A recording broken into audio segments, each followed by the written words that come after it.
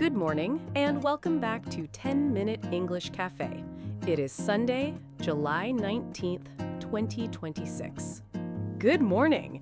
Sunday coffee tastes better when nobody is checking how fast I finish it. Then take your time. Before you order another drink, do you choose by taste or by the container? Taste comes first, unless I have to carry it. A glass bottle in my tote makes every step feel risky. That practical answer leads to canned wine. It is no longer just a Gen Z novelty and is drawing wider interest. So we're starting Sunday with portable wine. I can already picture a picnic without the glass clinking. Yes, and the bigger question is how a smaller package can change who considers buying the drink. I like that.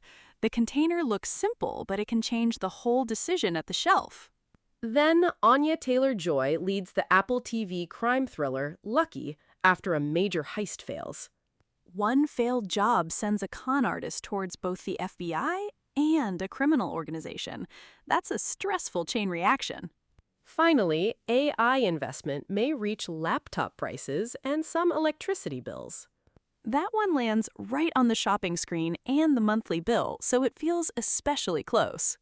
Here, global news becomes natural, everyday English conversation for listening and shadowing. 10 minutes a day. Subscribe to practice daily. No heavy textbook, just 3 stories we can actually talk about over coffee. Today's keyword is ripple effect. That phrase fits. A choice rarely stays inside one neat little box. Exactly. A ripple effect is when one event creates more effects that spread outward. If I skip lunch, the ripple effect is extra coffee, an emergency snack, and expensive takeout by evening. Our first story is about canned wine no longer being a Gen Z novelty. Its light, portable, single-serving format is drawing wider interest. That makes sense. One can fits my picnic bag without the weight or worry of a full glass bottle. That is our first ripple. One package changes the occasion before anyone tastes the wine. It might even make me stop at a shelf I used to ignore. Right. Wider interest does not mean shoppers stop questioning the package. I understand the convenience, but I still hear a tiny voice saying, serious wine should come in glass. That reaction is part of the story. Packaging can create an impression before quality gets a fair chance. My snack cupboard knows this problem. A plain package can hide something excellent, and a fancy box can disappoint me. So you wouldn't reject the can, but you'd still want to know what's inside. Definitely. Convenience wins the first round, but taste has to win the second. That's a fair position. Quality-focused can wines do exist, though we shouldn't claim that every can is high quality. Good. I don't trust any package enough to give the whole category a gold star. That reconsideration is a ripple effect of the packaging shift. A practical format can change expectations. It changes the occasion, too. One can suits a quiet balcony better than opening a full bottle. I like that distinction. The format can make wine feel easier to choose for one person or a casual outing. But I'm not giving it an automatic environmental halo just because it's lighter. Nor should we. Packaging has many factors, so we won't name a universal winner. Then my shopping rule is simple. Notice the convenience, read what I can, and judge the drink after tasting it. Right. The confirmed change is broader interest, not a precise count of who's buying. My picnic bag approves. My taste buds are waiting for their own vote. Our second story is Lucky, an Apple TV crime thriller starring Anya Taylor-Joy. After a multi-million-dollar heist fails, her con artist is hunted by the FBI and a criminal organization. That is pressure from both directions. I would check the episode count before pressing play, because bedtime is in danger. The first 2 episodes arrived on July 15th, so viewers can enter the chase with a double episode. 2 episodes are enough for me to say, just one more, then fear my dark hallway. That is the ripple here. One failed job keeps spreading into new danger. I can already imagine the pressure in that role. She cannot simply close a bad work email and take a walk. No, the failed robbery leaves her pursued by the FBI on one side and a criminal organization on the other. Caught between them, her name feels ironic. Lucky is not lucky at all. Right. Calling her Lucky only makes that pressure feel sharper.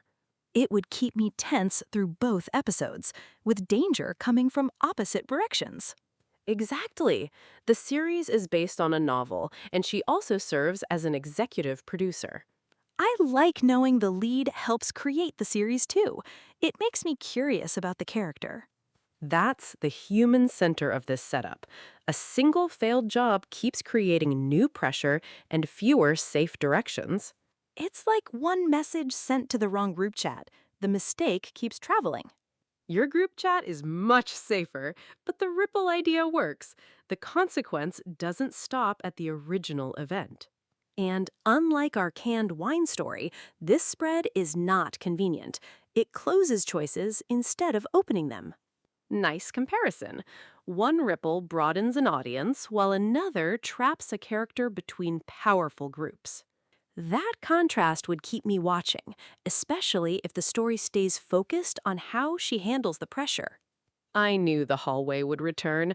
Just remember the series is on Apple TV and the release date was July 15th. Noted. I'll bring snacks because that's one ripple effect I can control. Our final story is about large AI and data center investment, adding another source of pressure to laptop prices and electricity bills in some regions.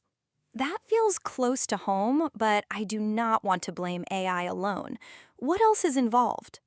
The ripple begins as that investment raises demand for chips, memory, power equipment, and electricity. So pressure may cross several supply chain steps before a laptop reaches my cart? Yes, supply limits and higher input costs can feed into prices for laptops and other consumer electronics. That hits close. I keep a laptop until the fan sounds tired, then every replacement price feels personal. That feeling is common. Still, AI investment is only one source of pressure. Good, because a price tag is not a clean little receipt with one cause printed at the bottom. Tariffs, energy prices, and other forces also act, and each effect is uncertain. So AI demand may add pressure, but it doesn't explain every laptop price by itself. In some regions, new infrastructure costs and power demand can affect electricity bills. That limit to some regions matters. My bill and someone else's may not tell the same story. That's why we need both parts, where the pressure begins and where people may notice it. At home, I notice when a replacement laptop or monthly bill asks for more room in my budget. Right. Regional infrastructure conditions change how that pressure reaches customers. This is like the canned wine package callback, but less cheerful. A change far away can alter a decision at home. Federal Reserve officials note short-term price pressure and possible future productivity gains. So the same investment could make some things costlier now and possibly help work become more productive later. Possibly matters.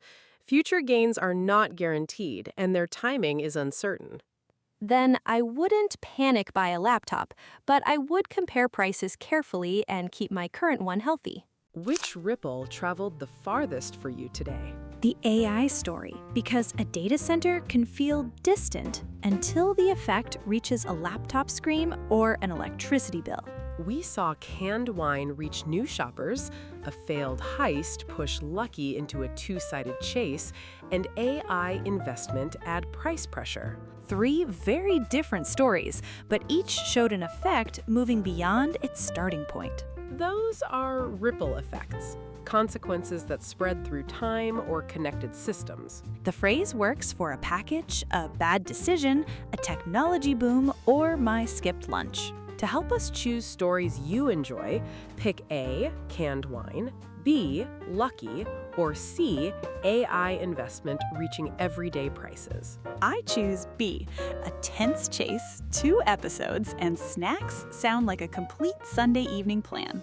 I choose C because it helps explain how distant investment can reach choices people make at home. Your choice teaches me something. Mine makes me check the hallway.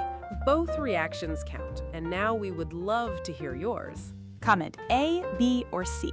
Any language is totally fine, and even an emoji works. If you enjoyed today's chat, please like, subscribe, and ring the bell to practice again tomorrow. Take today's phrase with you and notice one ripple effect in your own day. We will be back tomorrow with 3 more stories. Choose thoughtfully and keep your laptop fan quiet. See you tomorrow. I'm going home with canned wine curiosity and crime thriller snacks.